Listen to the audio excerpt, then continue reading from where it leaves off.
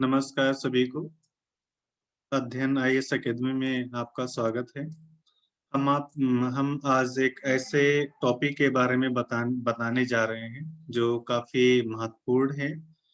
हम आज आपको हिमालयन रिवर सिस्टम के बारे में बताने जा रहे हैं। ये एक टॉपिक है अपने यूपीएससी सिलेबस में। इसके बारे में 2 प्रकार के ड्रेनेज सिस्टम होती हैं। एक तो river drainage system peninsular India का होता है और एक ड्रेनेज सिस्टम हिमालय का है। मतलब हम ऐसे नदियों के बारे में बात करेंगे जो नदियां हिमालय से निकलती हैं। हम उन नदियों के बारे में बात करेंगे। उससे पहले हम लोग कुछ महत्वपूर्ण टर्म्स हैं, उसके बारे में चर्चा कर लेते हैं, डिस्कस कर लेते हैं। जैसे drainage, what is a drainage? Drainage क्या है? River system of an area is called drainage. River system means one main river and it's tributaries. एक मुख्य नदी होती है और उसकी सहायक नदियां। तो मुख्य नदी और उसकी सहायक नदियां, उन सबको मिला के हम लोग ड्रेनेज बोलते हैं। उसके बाद में दूसरा टर्म आता है drainage system, drainage basin. Drainage basin क्या होता है? तो area drained by a single river system is called a drainage basin. मतलब ऐसा एरिया जो एक ड्रेनेज सिस्टम के द्वारा कवर किया गया हो, या एक ऐसे रिवर और उसकी सहायक नदियां जो उस पूरे क्षेत्र में होके बहती हो। जिस भी क्षेत्र में एक नदी और उसकी सहायक नदियां बहती हैं, उस पूरे एरिया को हम लोग ड्रेनेज बेसिन बोलते हैं। उसके बाद में हम बात करेंगे डिवाइड, वाटर डिवाइड की। इसमें एन एलिवेटेड एरिया, मतलब एक ऐसा उठा हुआ क्षेत्र, या हम कह सकते हैं एक ऊंचा क्षेत्र जो दो ड्रेनेज बेसिन को डिवाइड करता है। एक ऐसा क्षेत्र जो ऊंचा है, उठा हुआ है, वो दो रिवर सिस्टम को डिवाइड करता है। उसी को हम बोलते हैं water divide. Tributary. A tributary is a river system that flows into a larger river. जैसे एक मुख्य नदी होती है और मुख्य नदी में जितनी भी नदियां आके मिलती हैं उनको हम लोग ट्रिब्यूटरी बोलते हैं। मुख्य नदी में जो भी नदियां आके मिलती हों उनको हम लोग ट्रिब्यूटरी बोलते हैं। जैसे एक मेन नदी हो जाती है, जैसे गंगा नदी, ये मुख्य नदी हो गई। जैसे अगर हम बात करें ट्रिब्यूटरी की, तो ये हो गई मेन नदी, ये हो गई मेन नदी। और इसमें क्या होगा कि छोटी-छोटी नदियां आके इसमें मिलती चली जाएंगी। ये छोटी-छोटी नदियां, ये मेन नदी तो और आगे बढ़ती चली जाएगी। ये जो छोटी-छोटी नदियां आके मिलती हैं, ये small streams which join to the main river, तो इसको हम लोग बोलते हैं, ये जो छोटी-छोटी नदियां हैं, ये जो मिलती हैं आके इसमें मेन रिवर में, तो इन छोटी स्मॉल स्ट्रीम्स या rivers which join to the main river, ये जो रिवर हैं ये इसमें जो ज्वाइन करते हैं मेन रिवर, ये मेन रिवर हो गई। और ये है स्मॉल रिवर्स, तो ये आके इसमें ज्वाइन करती हैं। जो भी छोटी-छोटी नदियां या स्ट्रीम्स मुख्य नदी में आके मिलती हैं, तो इन छोटी-छोटी नदियों को हम लोग ट्रिब्यूटरी कहते हैं। इसके दूसरा जो टर्म है डिस्ट्रीब्यूटरी। अब इसमें डिस्ट्रीब्यूटरी में क्या होता है कि जब कोई भी नदी, जैसे कोई नदी फ्लो कर रही है, अब यहाँ से नदी फ्लो करती जा रही है।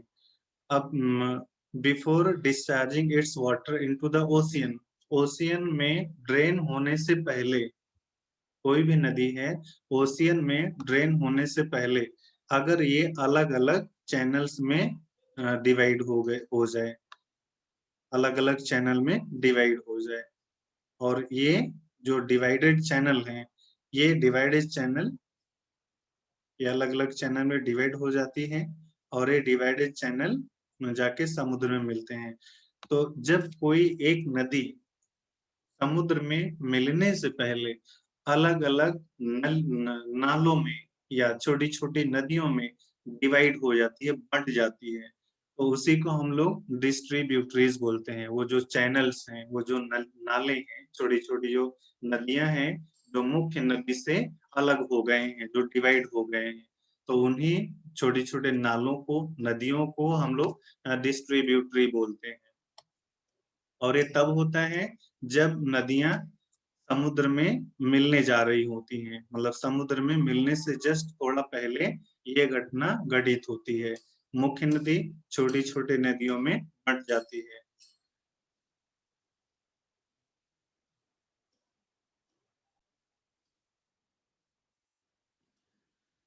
इस हिमालयन ड्रेनेज सिस्टम में 3 ड्रेनेज सिस्टम हैं, the Indus system, the Ganga system and the Brahmaputra system. ये 3 रिवर सिस्टम हैं अपने हिमालयन ड्रेनेज सिस्टम में।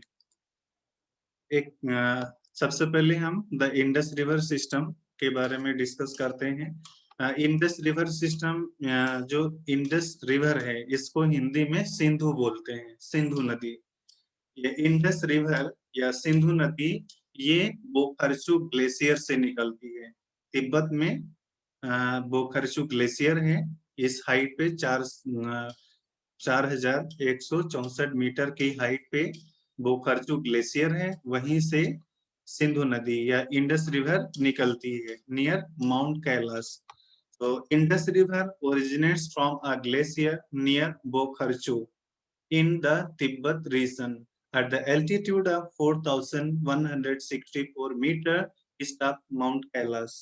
माउंट कैलाश के पूर्व में ये नदी बोखरचू ग्लेशियर के पास से निकलती है। जहां से ओरिजिन होती है, जहां से निकलती है, वहां से ये नॉर्थ वेस्ट दिशा में फ्लो करती है। ये नॉर्थ वेस्ट दिशा में ट्रांस हिमालयन रीजन में फ्लो करती है। उसके बाद में गिलगित के पास एक बड़ा सा गॉर्ज फॉर्म करती है। It forms gorge near Gilgit by cutting across Ladakh range. Ladakh range है, माउंटेन रेंज है। उस माउंटेन रेंज को ये काट के एक गहरा गॉर्ज बनाती है और उस लद्दाख रेंज को काट के ये फ्लो करती है वेस्ट में। इसकी अगर टोटल लंबाई देखी जाए तो इसकी टोटल लंबाई है 2880 किलोमीटर। सिंधु नदी की या इंडस रिवर की कुल लंबाई, टोटल लंबाई है 2880 किलोमीटर। लेकिन भारत में ये मात्र 709 किलोमीटर फ्लो करती है। मतलब अगर देखा जाए तो इसका जो भाग है भारत में 709 किलोमीटर तक ही और उसके बाद में जो और भी इसके जो अदर पार्ट्स हैं वो पाकिस्तान और चाइना में फ्लो करते हैं, तिब्बत में फ्लो करते हैं। अकॉर्डिंग टू रेगुलेशन एक्ट इसकी बहुत सी सहायक नदियां हैं, जैसे Zanskar, Dras, Shyok, Shigar, Nubra, Gilgit, Hunza. This all rivers are in Jammu Kashmir. जितनी भी इसकी सहायक नदियां हैं ये सब जम्मू कश्मीर में लोकेटेड हैं। उसके यहाँ पे देखो पंजाब ट्रिब्यूटरीज हैं। पंजाब ट्रिब्यूटरीज मतलब ऐसी नदियां जो पंजाब प्लेन में होके बहती हैं। पंजाब ये शब्द 5 नदियों के बहने से बना है। एक ऐसा क्षेत्र, एक ऐसा मैदानी क्षेत्र जहाँ पे 5 नदियां बहती हैं, उसी मैदानी क्षेत्र को पंजाब बोला जाता है। इस पंजाब में 5 नदियां हैं, सतलुज, ब्यास, रावी, चेनाब एंड झेलम। पंजाब ये मात्र अपने भारत में ही नहीं बल्कि पाकिस्तान में भी है, क्योंकि ये जो नदियां हैं ये भारत में फ्लो करती हैं, उसके बाद पाकिस्तान में भी फ्लो करती हैं, दोनों देशों में फ्लो करती हैं। तो दोनों देशों में ये जो पंजाब प्रांत है ये दोनों देशों में है। अब हम एक-एक नदियों के बारे में पढ़ते हैं और ये सब नदियां इंडस रिवर की या सिंधु नदी की सहायक नदियां हैं। ये बड़ी-बड़ी नदियां हैं। अभी इससे पहले जो भी नदी हम लोग देखे, हुंजा, नुब्रा, श्योक, तो वो सब छोटी-छोटी सहायक नदियां हैं। सबसे पहले हम झेलम की बात करते हैं।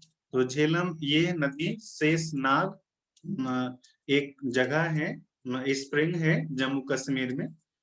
तो वहीं से निकलती है। शेषनाग एक लेक है स्प्रिंग के पास में, तो वहीं से निकलती है और निकलने के बाद में ये flows through the Wular lake. ठीक है, ये वुलर लेक से होके फ्लो करती है। ये भी एक गार्स फॉर्म करती है, gorges, near Pakistan border and join Chenab river at Trimmu. Pakistan border के पास में एक गॉर्ज फॉर्म करती है, झेलम नदी। उसके बाद में ये चेनाब रिवर में मिल जाती है। कहाँ पे? ट्रिमू, ये जगह है, तो वहीं पे मिल जाती है चिनाब रिवर से। चिनाब रिवर को हम देखें तो चिनाब रिवर ये बारालाचा पास है, तो वही बारालाचा पास से निकलती है इन लाहौल।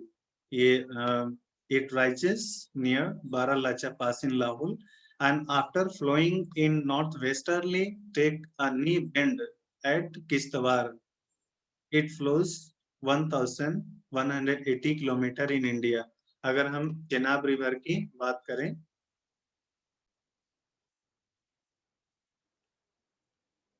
ये बारालाचा पास हिमाचल प्रदेश में है, वहीं से ये नदी निकलती है। भारत में इसका जो कोर्स है या इसकी जो लंबाई है ये मात्र 1180 किलोमीटर है।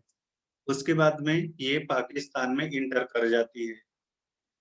उस तीसरी जो रिवर है ये भी सिंधु नदी की या इंडस रिवर की सहायक नदी है। It is also called as Parushni और इरावती। इसके ये अदर नाम हैं, इनको अदर नामों से भी जाना जाता है इस नदी को। ये नदी बांगल बेसिन, ये हिमाचल प्रदेश में है।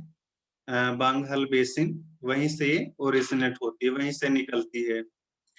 ये भारत में 725 किलोमीटर, इसका जो कोर्स है वो भारत में 725 किलोमीटर तक है। उसके बाद में ये पाकिस्तान में एंट्री कर जाती है नियर सराई सिंधु।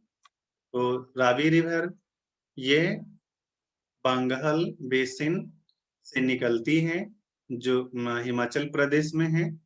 ये भारत में 725 किलोमीटर तक ही फ्लो करती है। उसके बाद में पाकिस्तान में इंटर कर जाती है। ज्वाइन चेनाब रिवर, ये चेनाब रिवर से जाके मिल जाती है कहाँ पे? सराई सिधू के पास में। ये मैप है, अगर हम देखना चाहें तो ये है इंडस रिवर, यहाँ से ओरिजिनेट होती है, ये यहाँ से फ्लो करती है, यहाँ पे एक गॉर्स बनाती है, यहाँ पे इट फॉर्म डीप गॉर्स। उसके बाद नेक्स्ट ये नदी है हमारी झेलम नदी। उसके बाद चेनाब नदी है, यहाँ से ये जाती है रावी। उसके बाद ये ब्यास है और सतलुज नदी है। ब्यास नदी ये ब्यास नदी ये रोहतांग पास से निकलती है, कुल्लू में ये रोहतांग पास से निकलती है एंड इट फॉर्म गॉर्स एट कोटी एंड लारगी। इट्स टोटल कोर्स, ये भी गॉर्स फॉर्म करती है कहाँ पे? कोटी एंड लारजी। गॉर्स एक ऐसा एरिया होता है, गॉर्स ये नदियों द्वारा बनाया जाता है जब नदियां डीप कटिंग करती हैं। डीप कटिंग जैसे जब नदियां डीप कटिंग करती हैं और ये जो शेप बनता है, ठीक है, जैसे ये जो शेप बनता है, अब इसमें से रिवर फ्लो करती है। तो जब ये नदियां डीप कटिंग करती हैं, वर्टिकल डीप कटिंग, तो वो जो और दोनों साइड नदियों के जो स्लोप है वो खड़ा होता है, वो खड़ा स्लोप होता है दोनों साइड। तो ऐसे जब भी कोई ऐसा फीचर बनता है तो उसको हम लोग गॉर्ज बोलते हैं, उसको हम लोग गार्ज बोलते हैं। ये भी गार्ज बनाती है कोटी और लारगी में। इसका जो टोटल कोर्स है, मतलब जो ब्यास नदी है, ये पूरी तरह से भारत में फ्लो करती है। इसका जो टोटल कोर्स है वो 470 किलोमीटर है, जो टोटली भारत में ही है। सतलुज रिवर, सतलुज रिवर ये मानसरोवर लेक से निकलती है, मानसरोवर लेक के पास से निकलती है 4630 मीटर की हाइट पर। ये मानसरोवर लेक से निकलती है कितनी ऊंचाई पर? 4630 मीटर की ऊंचाई से। इट इज कॉल्ड लांगचेन खम्बाब इन तिब्बत। इसका जो नाम है लांगचेन खम्बाब है तिब्बत में।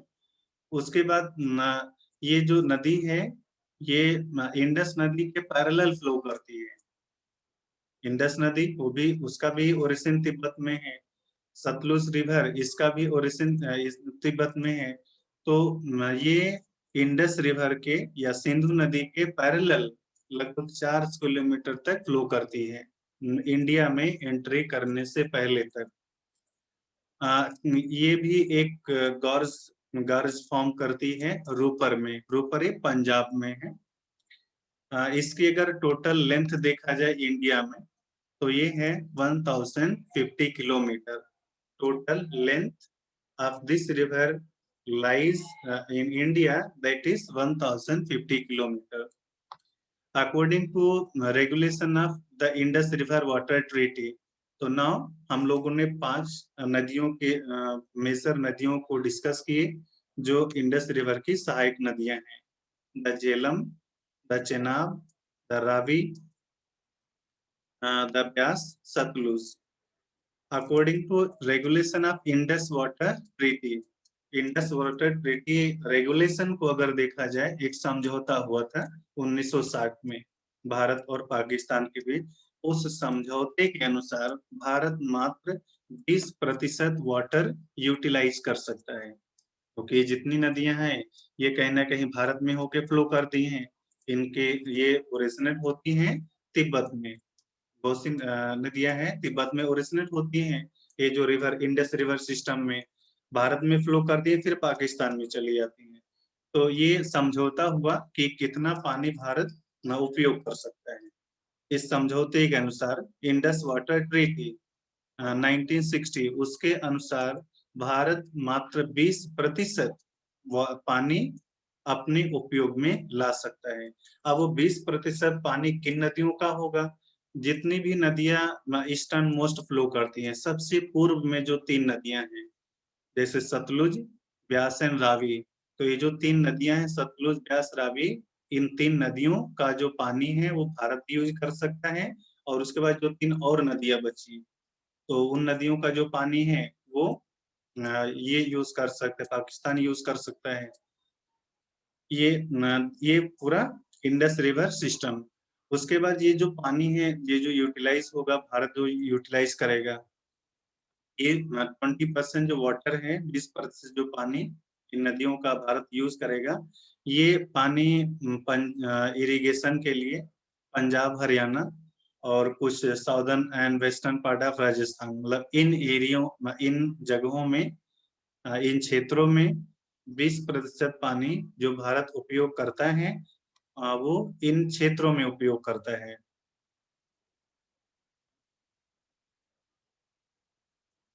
धन्यवाद।